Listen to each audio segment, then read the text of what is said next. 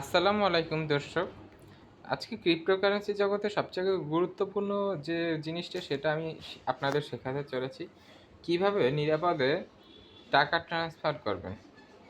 এর জন্য আমি আপনাদের দেখানোর সাথে বাই বিটগেট থেকে আমার বিটগেট অ্যাকাউন্ট থেকে বাইন্যান্স অ্যাকাউন্টে টাকা ট্রান্সফার করে দেখাবো। উম এখন আমার এজন্য প্রথমেই আমার বাইন্যান্স অ্যাকাউন্ট থেকে ইউএসডিসি অ্যাড্রেসটা কালেক্ট করে নেব। এজন্য আমার অ্যাড ফান্ড এই অপশনে যেতে হবে। এই অ্যাসেট অপশনে এসে অ্যাড ফান্ডস এই অপশনে ক্লিক করব। তারপর অন চেইন ডিপোজিট এই অপশনে যাব। যাওয়ার পর এখানে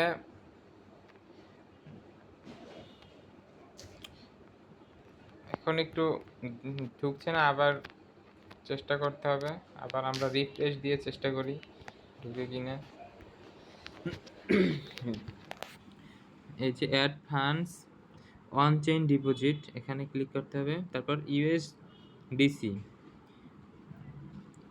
আমার ইউএসডিসির এখানে আপনার পছন্দ মতো যেটা কম চার্জ কাটবে সেটা, যেমন অ্যাপটোজ এটা আপনারা বেছে নেবেন, কারণ এখানে শূন্য ফি কাটে এবং খুব কম পরিমাণে টাকা ট্রান্সফার করা যায়। যদিও বাইন্যান্সে যে কোনো ক্ষেত্রেই কম পরিমাণ টাকাও ট্রান্সফার করা যায়। এখন আমি অ্যাপটোজ সিলেক্ট করে নিচ্ছি।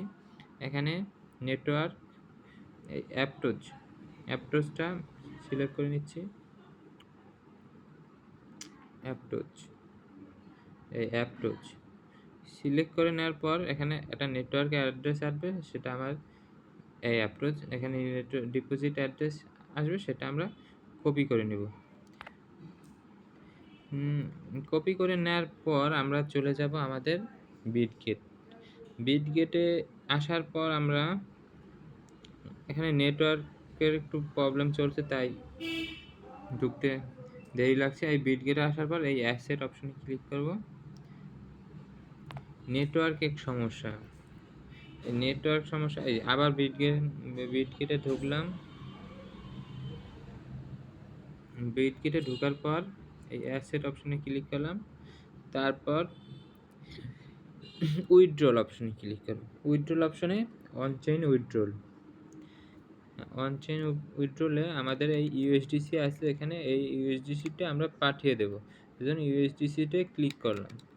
ক্লিক করার পর এখানে উইথড্রল অ্যাড্রেস আমরা যে বাইন্যান্স থেকে কপি করে এনেছি সেটা আমরা পেস্ট করে দিলাম। তারপর উইথড্রল নেটওয়ার্ক এখানে অবশ্যই অ্যাপটোজ অটোমেটিক সিলেক্ট হয়ে যাবে।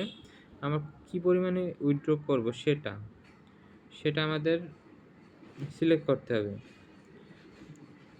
সেটা সিলেক্ট করার ক্ষেত্রে আমরা 0.1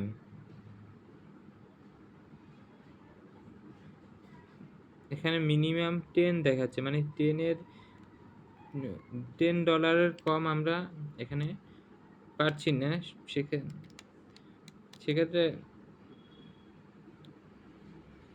সেক্ষেত্রে দেখানোটাও সম্ভব হচ্ছে না।